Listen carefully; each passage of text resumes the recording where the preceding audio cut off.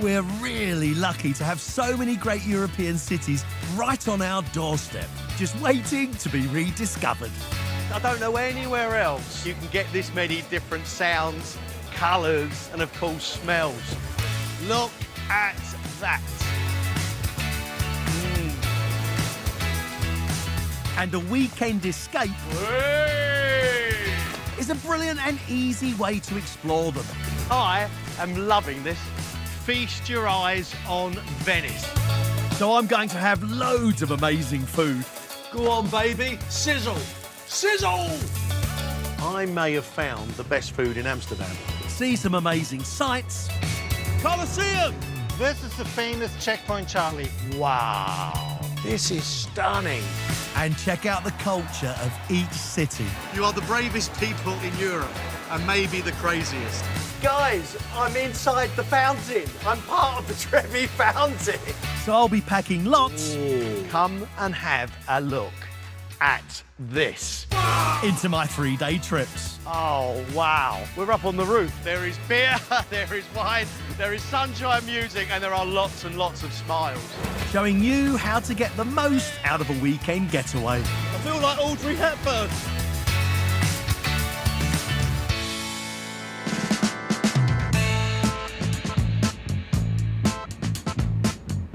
One of Europe's most popular weekend destinations is right here in Britain, Edinburgh. Scotland's stunning capital sits snugly between the Firth of Forth and the Pentland Hills. And it's a piece of cake to get to. I've jumped on a train to cross the border for a 3-day getaway. I've been to Edinburgh a few times, and I've always enjoyed myself. But whenever I'm here, what strikes me is how very different it feels to anywhere else in the UK. And that's what you want from a weekend away, right? Somewhere that feels different and special. Well, this weekend I'm most certainly going to enjoy myself, but I'm also going to try and figure out what it is that makes Edinburgh different and unique. Edinburgh is a tale of two towns. The medieval old town up on the hill, and the new town that isn't really that new anymore. It dates from the 18th century. I like a walk, and my hotel is just around the corner.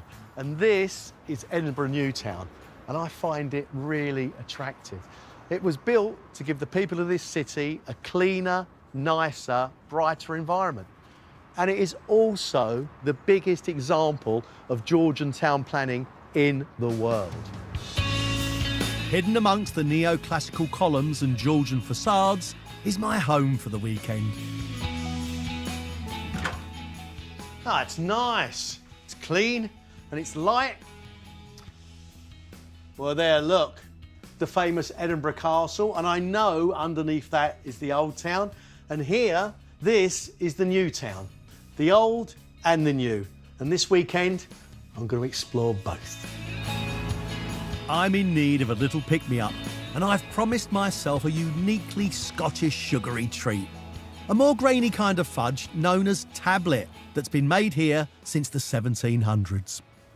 Oh, you've got some nice flavours here. Can I taste a bit of the tablet? Yeah, help yourself. What is the difference between tablet and fudge? I mean, they look very similar. The method is a little bit different. We allow the sugar to grain in such a way that it becomes a little more crumbly and brittle. Well, that is really, really crumbly. I mean, it's like a block of sugar just barely held on with butter. Yeah. I've never had it down south. Is it very much a Scottish thing? Yeah, it's very, very traditional to Scotland. It's one of those sweets a lot of grandmothers would make it. And you make it here? Yeah, we make everything here. Would you let me watch? Yeah, of course. Giancarlo's family has been making fudge here since 1949. Back then, one of their main ingredients, sugar, was on ration. But over 70 years later, they're still boiling up the same recipe. And what is in there?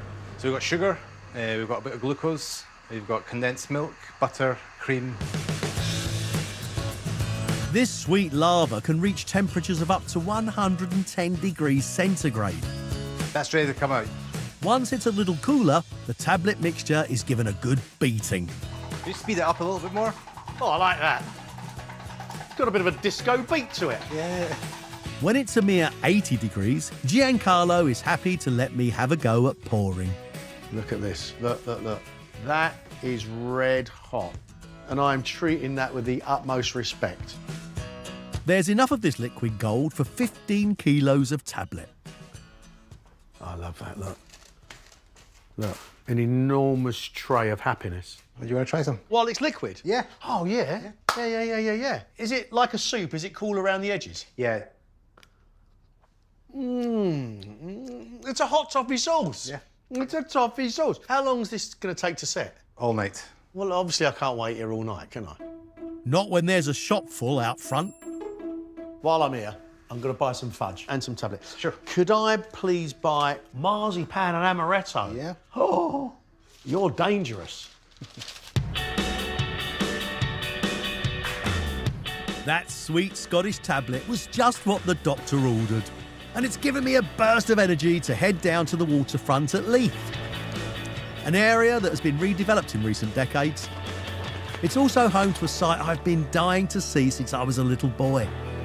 The Queen's Fulmy yacht, Britannia. Come on.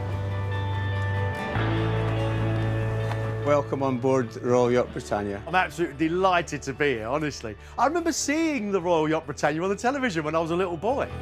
Scottish born and built in 1952, she's returned to her roots after 44 years of faithful service and is now open for tours with guides like Roger. Britannia was a floating, glittering palace for Her Majesty, and she took the royal family worldwide to fly the flag for the country, once round the globe for each 44 years of her service. There was over 700 official visits worldwide, Greg, and Britannia hosted many, many official state banquets. Is the dining room still set up? The dining room is still set up. Come on, show me. OK. Come on. Having retired in 1997, this 5-decked palace is still set up as it would have been in its glory days. The splendour of it. Absolute splendour. If you attended a dinner here, You had arrived, yeah? these dinners must have been more than just a social gathering. The ship had a diplomatic role, Greg. Wherever she was in the world, heads of state were invited on board here, and it provided a beautiful floating palace for the Queen to entertain on home turf, as it were. This table must have seen some famous faces. Absolutely. From as early as 1954, Sir Winston Churchill has dined in here. Nelson Mandela, Rajiv Gandhi, You're kidding me. Boris Yeltsin, Margaret Thatcher, a host of American presidents, the Clintons, the Reagans. No way. Yeah. What do you reckon the chances of a London greengrocer wangling an invite? Slim? Probably unlikely. I might not be on the guest list for dinner, but I'm in for a treat. Britannia attracts nearly 500,000 visitors a year, but not many of them get a behind-the-scenes look at the private apartments of the royal family. This is the state drawing room, Greg. Oh, wow. Is this normally roped off? It is. It is. Could we sit down? Please. You really? Yeah. Well, well, this is an honour, isn't it? It most certainly is. So this is where Her Majesty would relax. The royal family would sit here and relax and perhaps play a few card games and enjoy a little bit of television. I really want to tell my mum what I'm doing. Right now? She'd be thrilled, I I'm think. sure she would be. It wasn't just Her Madge and the royal family who called Britannia home. Up to 50 members of her household staff and anything up to 220 crewmen lodged a few decks below. Not quite as grand as Not quite upstairs. as grand down here at the sharp end. No. So we're now coming to the Royal Marines barracks, Greg. The beds aren't very big, are they? They're not very big. Hammocks up till around about 1970, but a refurb meant bunks for the guys. My grandfather was Royal Navy and he said he always preferred a hammock. Can I see the mess? Yeah, of course. So we're now entering Petty Officer's Mess.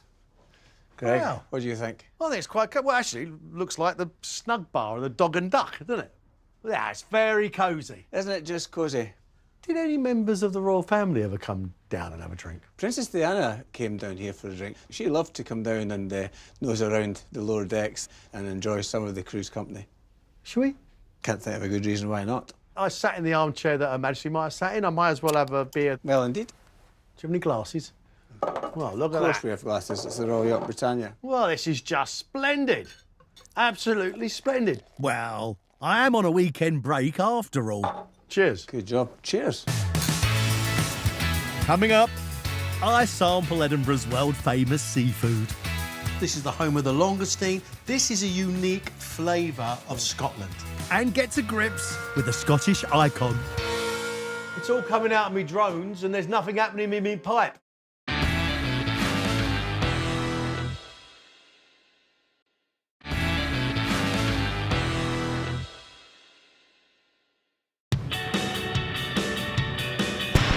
I've come up to Scotland for a long weekend in one of Europe's top city destinations, Edinburgh. Located next to the Firth of Forth and surrounded by wild countryside, the Scottish capital has some of the best produce in Europe right on its doorstep, and I know just the man to cook it for me. Well, I'm really excited for dinner because I've arranged to meet up with an old mate, someone who has spent most of his working life promoting the beautiful produce of Scotland. Tom Kitchen is the youngest Scottish chef to get a Michelin star for his restaurant. One of 4 in the city to have received this coveted accolade. We've been to many a rugby match up here at Murrayfield Stadium, but this time he suggested a different spot to meet. Tom, How you doing? good to see you, man. You okay? Mate, we're supposed to be going out for dinner. But I wanted to show you this incredible produce that we have here. All of this here, is this off these shores? The scallops, the lobster behind you, they're literally coming in from here into the wee port here, and then we use them in the restaurant. Can you take me around these fish and tell me where they've come from? Oh, I love that question. Langoustines. And I think it's like a third of the langoustines in the world are coming from Scotland. It's unbelievable. Cod, something like this. Deep water, that's more right up north, the Faroe Islands, Shetland. And then like oysters, you've got all the little sea lochs all around Scotland. Salmon, the wild salmon that comes in all the different rivers. Crikey. Yeah. I mean, it's an amazing array of beautiful fish. Forgive me, for a country that's not very big. Yep. It's the envy of the world, the larder that we have here in Scotland. It's so unique. Ketch, could I get 10 langoustine, please? We're going to have some of this for dinner. Absolutely. And I'm also going to do something from the land. Some grouse. Tom, this is Greggy heaven. Grouse love heather-covered moors, which makes Scotland one of the best places on the planet for them. But the grouse season only lasts 4 months, so I'm certainly in the right place, at the right time, in the right hands. I'm about to get a masterclass, aren't I? I am, aren't I? I thought we'd do 2 really homely dishes, but showcasing, you know, the wonderful Scottish produce. One from the land, one from the sea. One of the most popular Scottish seafoods, langoustines are renowned for their sweet and delicately flavoured meat. Okay, so what we're going to do is we're going to go through the head and down the tail, like so. And we'll pop that on a tray before we cook it. While I'm left in charge of the langoustines, Yep. Tom can't wait to get to grips with the grouse. Look at these. Smell. Oh, that's gamey. This is such a special ingredient to me. I'm so excited to cook this for you. Food and drink is big business here in Scotland, generating a massive £7.5 billion a year. And the fertile Scottish soil plays a big part in it. You've got some of the most beautiful looking countryside in Europe. What does that offer you as a chef? What the countryside brings is that incredible variety of different produce that we have. Everything from the beef, the lamb, the poultry, but to the wild game, the venison. Everything thrives in this climate. Tom's keeping dinner simple and letting the produce do the talking. And I'm more than happy to let him butter up the langoustines. Oh, Spread it all over. right. He's so excited. Right. These guys are going to be finished off under a sizzling hot grill, and then they're good to go. Simple. Go on, baby. Sizzle. Sizzle! And Tom is giving me the honour of plating up for him. Chef. Okay. Ow. It's hot. Oh, lordy. Have you ever thought about entering one of those competitions? You know, the cooking competitions, you know? I don't know about entering it. I wouldn't mind having a go at judging it. Tom's grouse is going to be stiff competition, sitting pretty on a bed of spinach with a game jus, blackberries and game chips.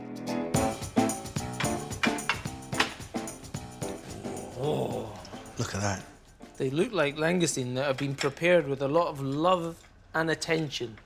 Listen, it starts off with a little bit of garlic and then very quickly just goes into the natural sweetness of that beautiful And fish. the natural sweetness is unbelievable. We've done nothing to it. We've had a little bit of garlic butter. This is my point. The less we do with it, the better. When you have produce like this, why would you want to do anything crazy with it? Oh, mate. As good as the langoustine was, I think this looks even better. The one you're making a mess. I'm salivating. Now, that sauce is pure essence of grouse. This meat is really quite mild. Exactly. Not too much gaminess. It's really quite mild. I mean, the texture is like butter. Eating it here, this is the home of the langoustine. This is a unique flavour of Scotland. And I get it. Tom, I get it.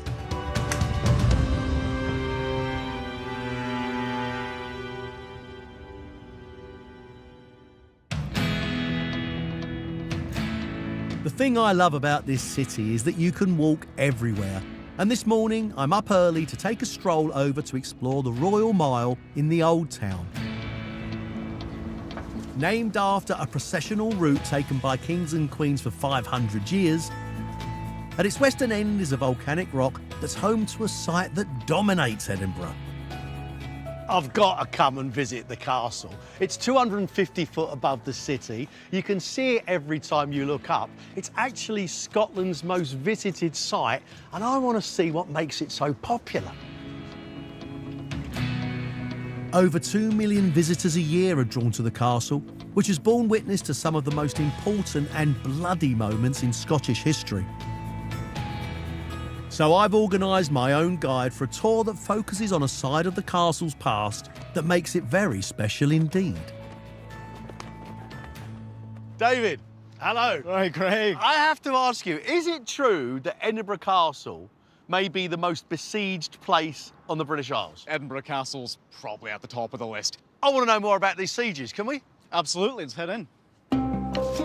This castle has been attacked more than 20 times. And David reckons these sieges are the key to understanding why it's so important. Our first stop is Edinburgh's oldest building.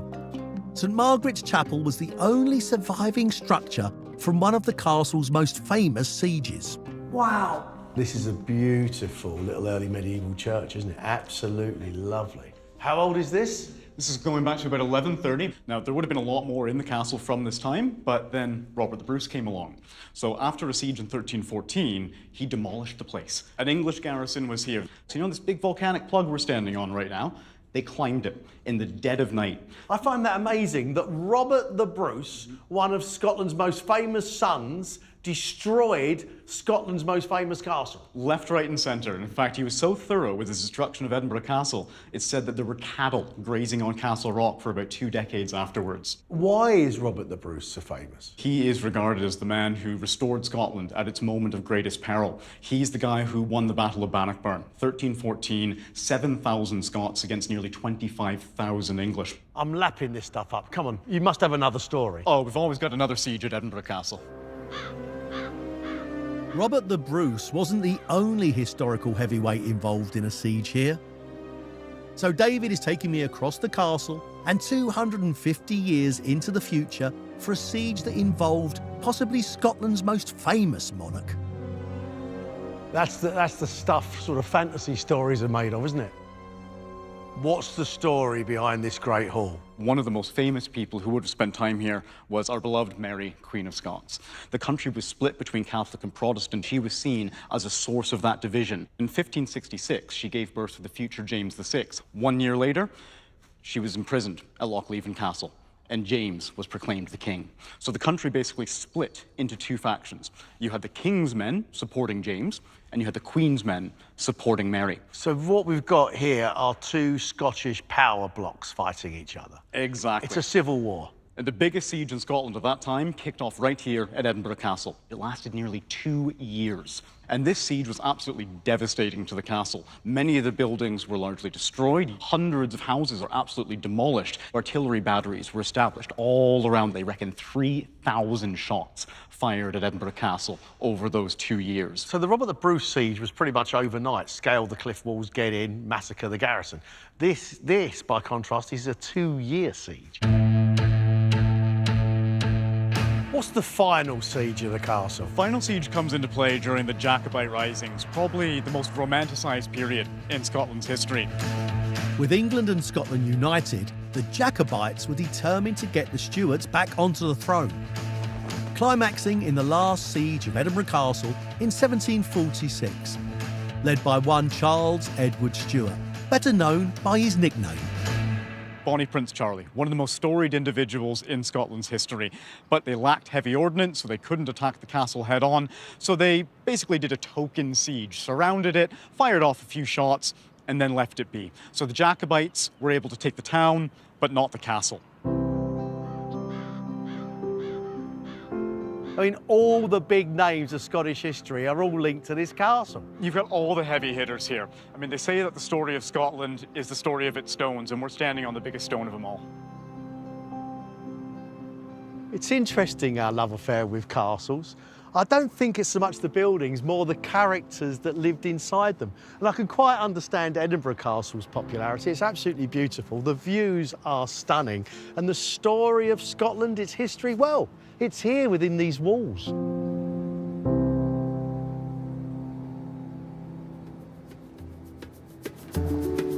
In the shadow of the castle, the old town is a paradise for anyone looking to explore Scotland's huge array of iconic traditions. You can see them in the shops, taste it in the food, and I've spotted a place that I should be able to hear them. Hello? Sorry. Sorry. You're making bagpipes, right? Yeah. You don't play them as well, do you? Yeah, I do. Yeah. Would you play them? Yeah. It's such an amazing sound. It stirs emotion in me.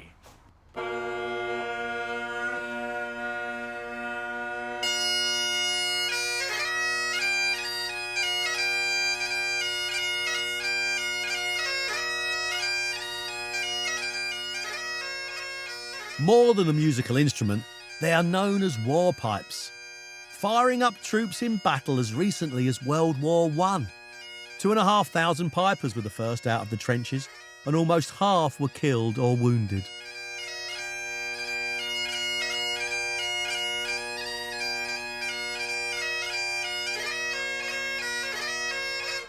Oh, mate, that was fabulous.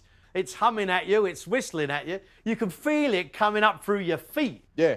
And especially in an old building like this. How did the bagpipe evolve? The bagpipes, believe it or not, although they're claimed to be the Scottish instrument, they originated in the Middle East. There's bagpipes dating back to 1000 BC, as far back as that. And then as they travelled through different countries, they all had their different tastes. I don't suppose for a minute you've got a set that I could have a go at, have you? Yeah, we do.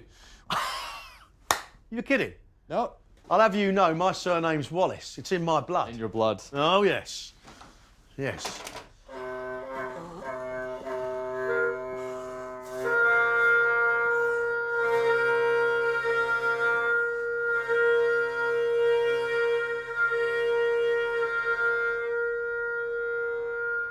It's all coming out of me drones and there's nothing happening in me pipe. Have you doctored this so it won't get any whistles out? No. Coming up, I look like the fire alarm went off in the hotel. I get a rude awakening and a taste of Edinburgh's high life. That one's about 130, 140 pounds. I never really liked that one, to be honest.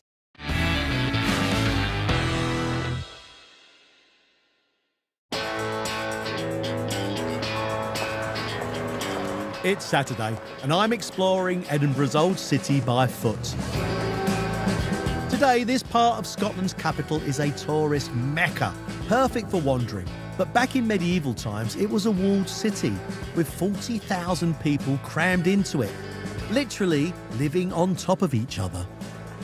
Look over at the buildings, not at the shop level, but above it, look. They are tenement buildings that were built in the 17th century to house as many people as possible within the city walls, and there wasn't a great deal of room. Some of them went up 15 stories. And what I like is that rich and poor all lived in the same buildings. But if you were poor, you'd live on the street level where there was all the muck and the noise. And if you had some money, you'd live a couple of stories up. But if you were really poor, then you would live all the way up to the top. I mean, they are attractive, and in a way, they're the first ever tower blocks.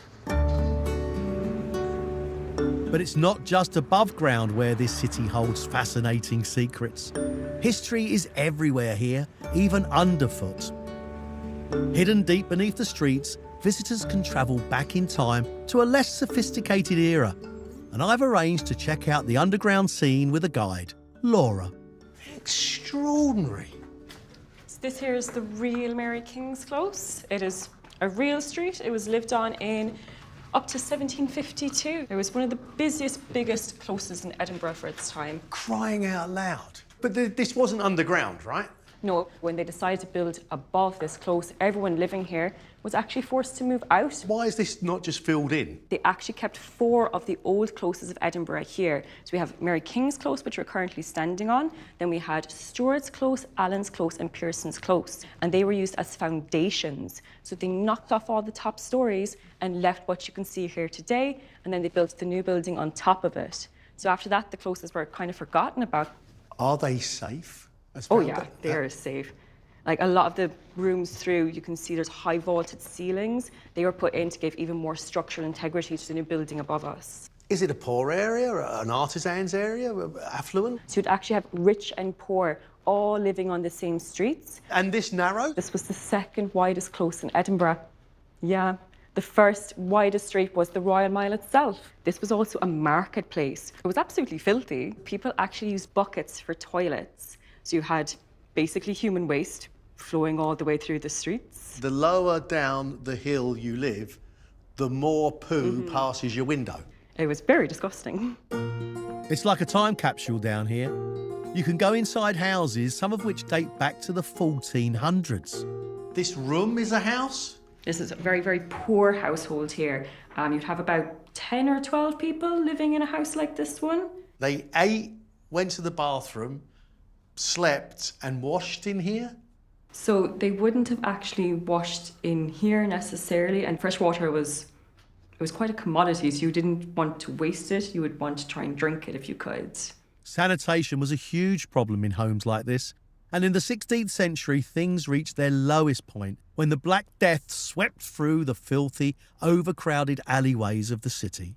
So when that happened, about a third of the population actually died. The plague knocked out a third of Edinburgh. It was devastating. What did they think the plague was?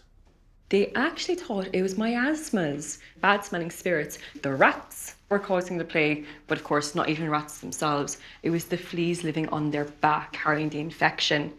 With the plague raging through Edinburgh, the doctor had a special outfit to protect himself. So his coat, you can see, it is incredibly long. It is all made of leather.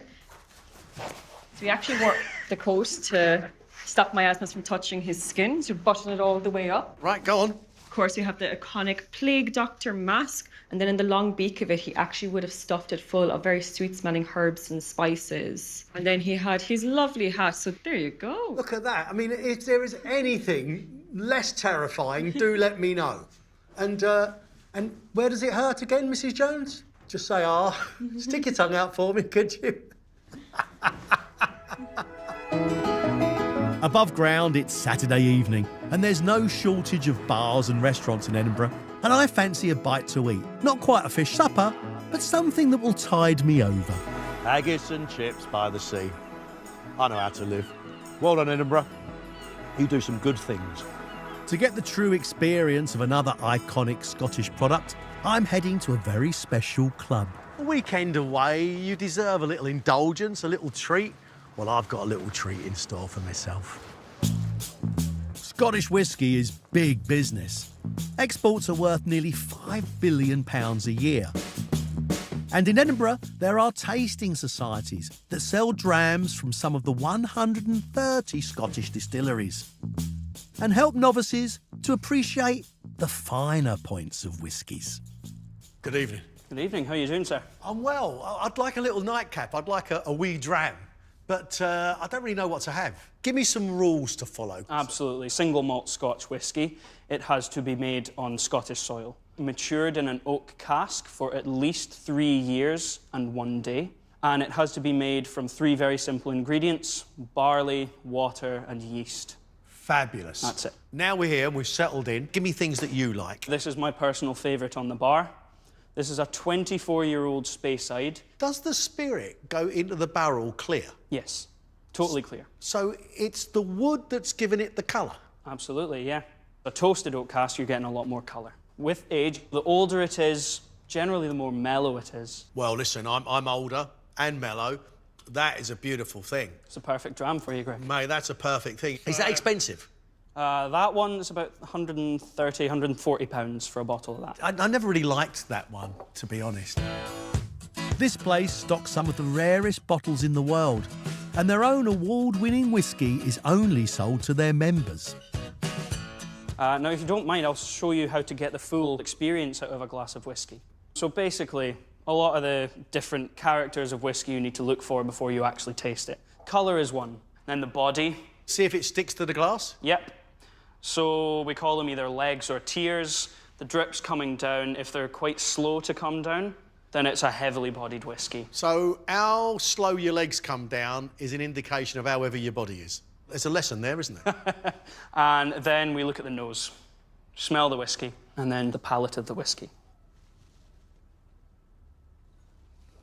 Let it roll over the tongue there, and then swallow, and that's the finish. That's the 5th and final stage of drinking a whisky. I'm left with spice, a little bit of apple. I get a little bit of cinnamon, but it keeps coming. First of all, there is a buzzing on your tongue, followed by a fire, and after that, the flavour starts coming through. You don't get it the moment you drink it. No. That's why the palate and the finish are such different things. When you look around Edinburgh, whiskey kind of suits it. It's strong, but it's sophisticated, isn't it? Warms the cockles, as we say. Right, should we have a fight?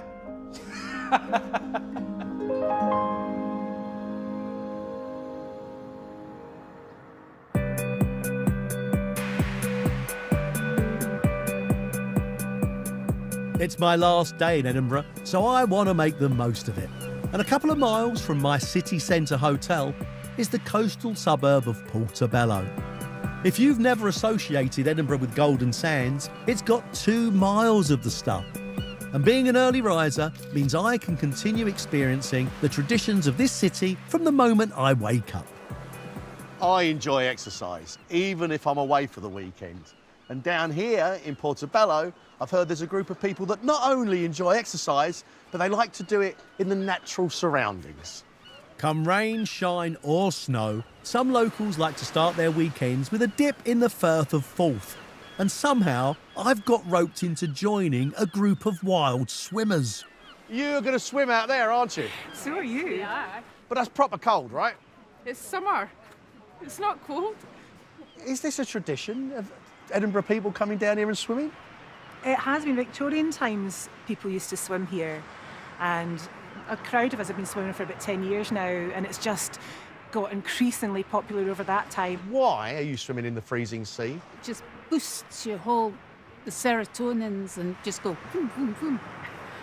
So you're sparking. Yeah. Spark? Yeah, well... It's a technical term. I've never really considered vooming me serotonins, but this wouldn't be... If I was, I don't think this would be the way I'd do it. I bet you anything you come out there with the biggest smile on your face. The swimmers down here seem to be used to the cold, but I have a cunning plan. I look like the fire alarm went off in the hotel. You are allowed to take the dressing gown out of the hotel, aren't you? Come on in.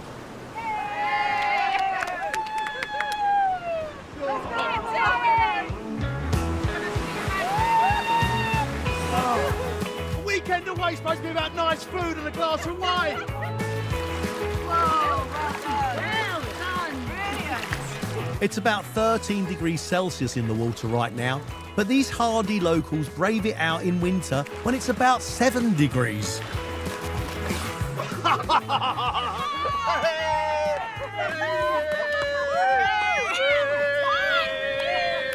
you enjoying it now? Ah, it's fabulous. Scotland, you're madder than I thought. Ladies, I'll admit it, it's fun.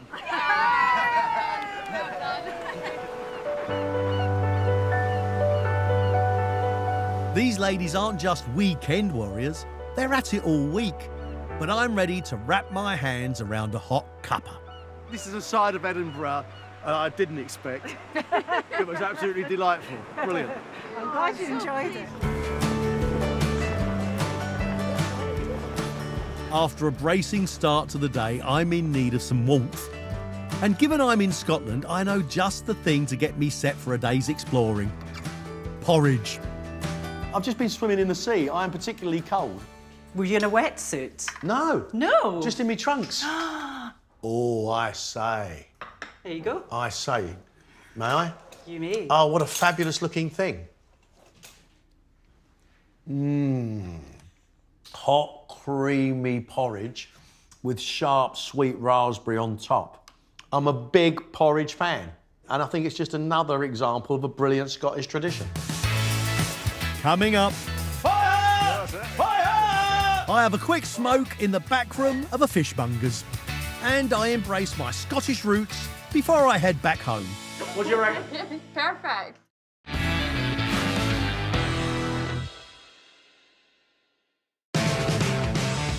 It's my last day in the Scottish capital, Edinburgh, a city where the culture and traditions are visible all around you. Nice doggy. There are just so many iconic Scottish things to see, do and eat. And for my lunch, I'm on the hunt for one of my favourite Scottish products. Come on. Fancy a bit of smoked salmon? Scotland is home to over 400 salmon fishing rivers and dozens of smokehouses producing a product that is popular the world over. Sir, what a fabulous shop. I just love smoked salmon. I particularly love the hot smoked. Very, very different to the smoked salmon we'd have with our scrambled eggs. This is a hot smoked salmon that originates from the Vikings and was brought over to Scotland. You say the Vikings brought smoked salmon? As far as I'm led to believe, this is done in a honey and chilli marinade. Tender, very, very succulent. The fish is just flaking away. You get a honey sweetness, just a hint. Then you get that lovely saltiness, and it's finishing in chilli heat. It's got like a bit of spice. And you do it here? It's all done here. Can I have a look? Of course you can. Established in 1908, they've been smoking salmon here for over 100 years. Incredible smell. What do you smoke them with? Oak chips. It's a lovely smoke you get through it. May I? Yeah, of course, yeah. We have damp ones and we have dry ones. Why do you have two different types? Well, one's just dampened, because if you have it bone dry, it'll be far too heavy a smoke. So how long are these sides of salmon going to be in? We do it over a 2-day period. A lot of TLC goes into it. I'm in the process of smoking another batch. Oh, let me light it. Of course I will. Please. Yeah, I'll let you in here. So if you just light the paper underneath the egg carton there, then maybe I might step in from there. There we go. There you go. Thank you very much, Greg. So we'll just puff that up a wee bit there. Fire! Fire! What's happening there is a tradition that's been going on for hundreds and hundreds and hundreds of years. That's food history, that is. After almost 3 days in the city, it's clear that what makes Edinburgh so special is just how strong its identity is. And that makes sense if you think about it. The world over, everyone has an image of Scotland in their heads. And now I am ready to stake my own claim to a bit of Scotland. My grandfather's family came down from Scotland and settled in London. And although I don't consider myself to be Scottish, there is a little bit of Wallace that I'd like to discover. And despite being a Wallace, I have to confess, I've never donned a kilt in my life. Hello, I'm after a kilt. You've come to the right place. My name's Wallace, and I'm interested in Wallace tartans. Can you show me an example? Of course I can. So, in these books here, we have some quite early examples of the set, which is the design that makes up Wallace tartan. And here we have some samples of different shades. I think that's a good tartan. I think it's a good tartan too. Can you tell me where the kilt originates? There's some people that say the English invented it. We're not too happy with that, I don't think. Welsh people historically wore kilts as well, the Cornish wore kilts. But there is evidence to suggest that could go as far back as the Romans in Britain. How do you wear them? We tailor kilts to fit each individual customer, and I can show you how. Well, yeah. Okay. Yeah. Shall I follow you? Yes. Okay, so we're going to measure you now for a kilt. You've got a mask that suits your trousers. I do. Be natural, no sucking in, just stand up nice. What do you and mean? What are you straight, saying? okay? What are you saying? We want to get the fit right. Now a kilt sits up really, really high. Here we go. Does this feel about the middle of your kneecap? Yeah. Yep, cool. Yeah. Right, 2 seconds and I'll go and grab a kilt for you to try on. I'm actually quite excited. It can take 6 to 10 weeks to have an artisan kilt made, but I've got a train to catch. So if I can't get Wallace tartan, then I'll be a Wallace in tartan. I've never worn a kilt. No. This is the closest we can get to Wallace for you. You want to see how I look? I'm excited to find out. I feel fantastic. There he is. What do you reckon? Perfect. 28 razor-sharp pleats are cut loose. We take the tacking out, and then it starts to swing. Flashes hold up my socks. Hey, look at that. And a well-secured pair of laces keep my dancing shoes from flying off. It's nowhere near the same as putting on a suit. It's far more complex, but this is incredibly comfortable. How's my swing? Looking good. A lot of movement in there. The mark of a good kilt is a nice swing in those pleats. We'll give you a top half. Okay. Ah! Come on. If I went to a Scottish function, would they mind if I wore a kilt? Not at all. It is the garment that Scotland has given to the world, and I think everybody should get a chance to wear it at least once. Hey. Oh, come on. Mrs. Wallace's heart's gonna flutter when I come home like this. Embracing my Scottish roots feels like a fitting way to end my weekend. But before I jump on a train south, I want to get one last look at this special place. So I've come to Colton Hill, which overlooks the city, to take in the views. I've had a great weekend here in Edinburgh, but then I always have a great time here. I mean, look, it's a beautiful city. But what I really like is how strong the cultural identity is.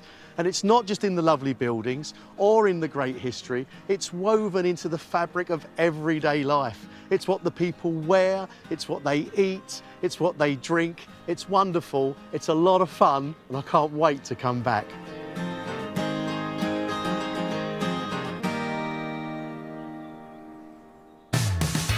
Gregg's back in Yorkshire, new next Friday at 9.